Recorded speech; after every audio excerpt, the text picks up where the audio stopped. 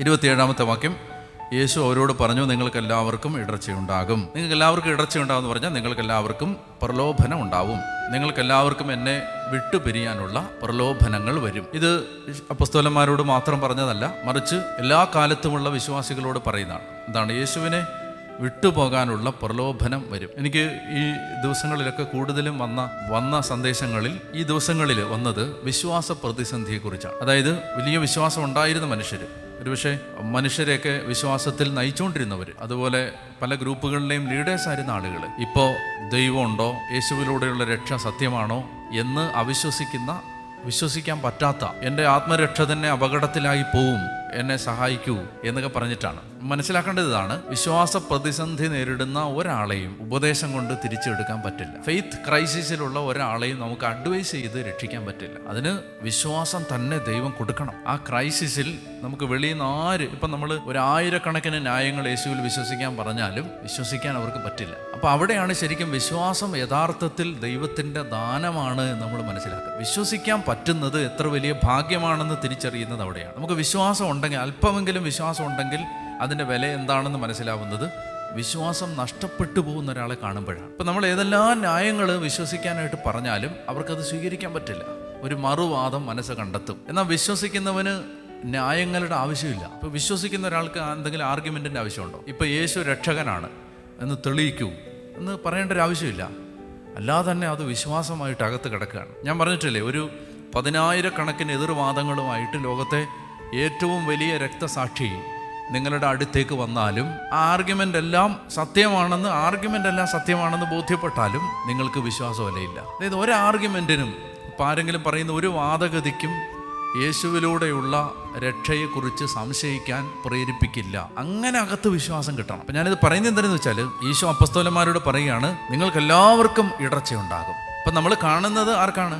യൂദാസിന് ഇടർച്ചയുണ്ടായി, പത്രോസിന് ഇടർച്ചയുണ്ടായി, അത്രേ നമ്മൾ കാണുന്നുള്ളൂ. പിന്നെ എല്ലാവരും ഓടിപ്പോയി. പക്ഷേ ഈ യൂദാസും പത്രോസും പ്രതിനിധാനം ചെയ്യുന്നത് ലോകത്താകമാനമുള്ള ക്രിസ്തീയ വിശ്വാസികളെയാണ്. എല്ലാ മനുഷ്യർക്കും ജീവിതത്തിൻ്റെ ഏതെങ്കിലും ഒരു കാലത്ത് വിശ്വാസ പ്രതിസന്ധി ഉണ്ടാവും. അപ്പോൾ നമ്മൾ അതിന് ഒരുങ്ങിക്കോണം. ഫെയ്ത്ത് ക്രൈസിസ് ജീവിതത്തിൻ്റെ ഏതെങ്കിലും ഒരു കാലത്ത് എല്ലാ മനുഷ്യർക്കും ഉണ്ടാവും. യഥാർത്ഥ വിശ്വാസികൾക്കെല്ലാം ഉണ്ടാവും. അപ്പം നമ്മളത് തയ്യാറായിരിക്കണം. കർത്താവ് പറയാണ്, നിങ്ങൾക്ക് എല്ലാവർക്കും ഇടർച്ചയുണ്ടാവും. അപ്പം അതിനെ നമ്മൾ എങ്ങനെ നേരിടണം എന്നതിൻ്റെ പാഠപുസ്തകമാണ് ഇനി വരാൻ പോകുന്ന വചനങ്ങൾ. ഇനി താഴോട്ട് വരുമ്പോൾ പ്രത്യേകിച്ച് യേശുവിൻ്റെ ഗെത്സമനിയിലെ പ്രാർത്ഥനയെല്ലാം അതെല്ലാം തന്നെ നമ്മൾ ഈ വിശ്വാസ പ്രതിസന്ധിയെ എങ്ങനെ നേരിടണം, വിശ്വാസത്തിന് ക്രൈസിസ് വരുമ്പോൾ എന്താണ് നമ്മൾ ചെയ്യേണ്ടത്, അല്ലെങ്കിൽ എന്താണ് നമ്മളെ സഹായിക്കുന്നത് എന്നുള്ളതിനെ കുറിച്ചുള്ള വെളിച്ചം താഴോട്ട് വരുമ്പോൾ കിട്ടും. ഏതായാലും ആദ്യത്തെ ഈ കാര്യം മനസ്സിൽ വെച്ചിരിക്കുക. ഇപ്പം നമുക്ക് കുഴപ്പമില്ലായിരിക്കും. പ്രത്യേകിച്ച് ഫെയ്ത്ത് ക്രൈസിസ് ഉള്ള ഒരാൾക്ക് ഇയാൾക്ക് എന്താ വിശ്വസിച്ചാലെന്ന് നമുക്ക് തോന്നും. എനിക്ക് വിശ്വസിക്കാൻ പറ്റുന്നില്ല, എനിക്ക് ഉള്ളിൽ നിന്ന് വിശ്വാസം വരുന്നില്ല. ഒരു കാലത്ത്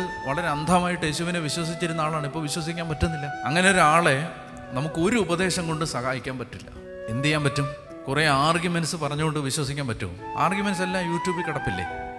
എത്രയോ പേരുടെ വാദഗതികൾ, യേശു സത്യമാണെന്ന്, യേശു രക്ഷകനാണെന്ന്. അതൊന്നും സഹായിക്കില്ല. അപ്പോൾ ഈശോ പറയുകയാണ്, നിങ്ങൾക്ക് എല്ലാവർക്കും ഇടർച്ചയുണ്ടാകും, ഞാൻ ഇടയനെ അടിക്കും, ആടുകൾ ചിതറിപ്പോവും എന്ന് എഴുതപ്പെട്ടിരിക്കുന്നു.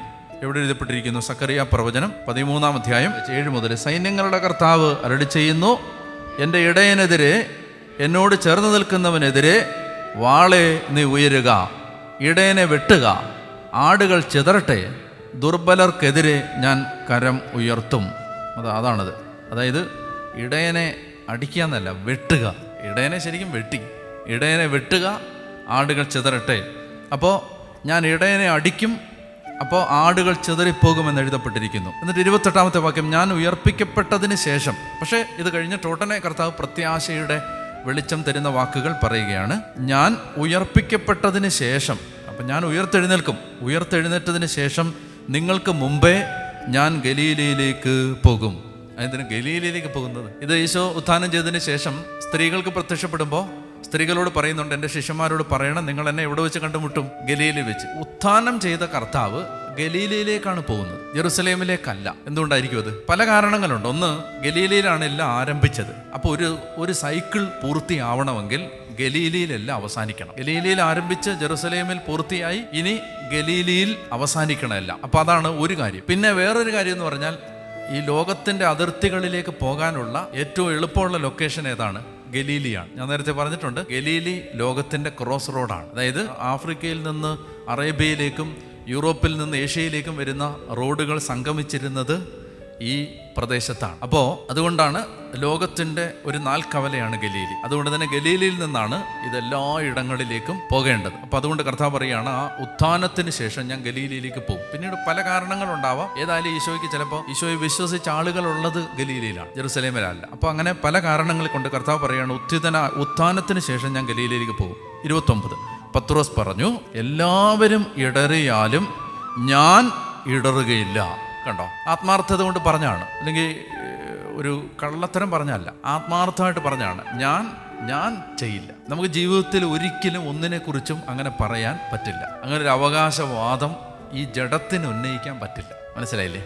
ഇപ്പം ജഡത്തിൽ നമ്മളിപ്പോൾ ചെയ്തു വെച്ചിരിക്കുന്നത് എന്താണ്? മോഡിഫിക്കേഷൻസ് ആണ്. മാനസാന്തരം എന്ന് നമ്മൾ വിശ്വസിച്ചിരിക്കുന്ന ഈ ജഡത്തിൽ കുറച്ച് മോഡിഫിക്കേഷൻസ് നമ്മൾ വരുത്തിയിട്ടുണ്ട്. എന്താണ്? നമ്മൾ 5 പേർക്കുള്ള ഭക്ഷണം എടുത്തു വെച്ചിരിക്കുന്നു. അപ്പം നമ്മൾ ഒരാൾ വന്ന് അത് മുഴുവൻ തിന്ന് തീർക്കില്ല. തിന്നണോ നമുക്ക് ആഗ്രഹമുണ്ട്, ഇല്ലാഞ്ഞിട്ടൊന്നുമില്ല, അല്ലേ? ഒരു കഷണം മീനോട് എടുക്കണമെന്ന് നമുക്ക് ആഗ്രഹമുണ്ട്, ഇല്ലാഞ്ഞിട്ടൊന്നുമല്ല. പക്ഷെ എടുക്കില്ല. എന്താ കാര്യം? എടുക്കണമെന്നാണ് അകത്തുള്ളത്, പക്ഷെ എടുക്കില്ല. എന്താണ്? അതാണ് കൾച്ചർ, അതാണ് സംസ്കാരം, സിവിലൈസേഷൻ, ഫോർമേഷൻ. പക്ഷേ ജഡം അത് എടുക്കുന്നില്ല. എന്താ കാര്യം? എടുക്കാത്തതിൻ്റെ കാര്യം എന്ന് പറഞ്ഞാൽ ജഡം ഒരു മോഡിഫിക്കേഷൻ വരുത്തി വെച്ചിരിക്കുകയാണ്. ഇതിനെ ഒന്ന് കുറച്ചുകൂടെ ഒന്ന് പരുവപ്പെടുത്തി വെച്ചിരിക്കുകയാണെന്നേ ഉള്ളൂ.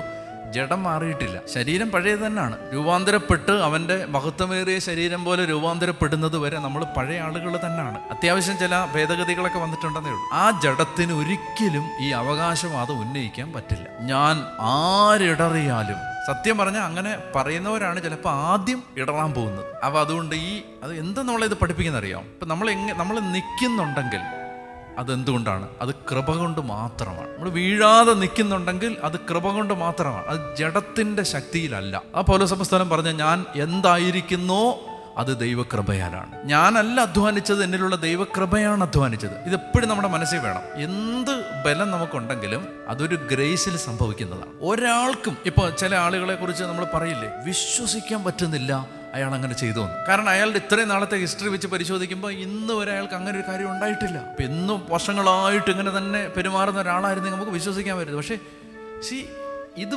അൺബിലീവബിൾ ആണ്, വിശ്വസിക്കാൻ പറ്റുന്നില്ല. എന്താ കാര്യം? അയാൾ അങ്ങനെ ചെയ്യുമെന്ന് വിശ്വസിക്കാൻ പറ്റുന്നില്ല.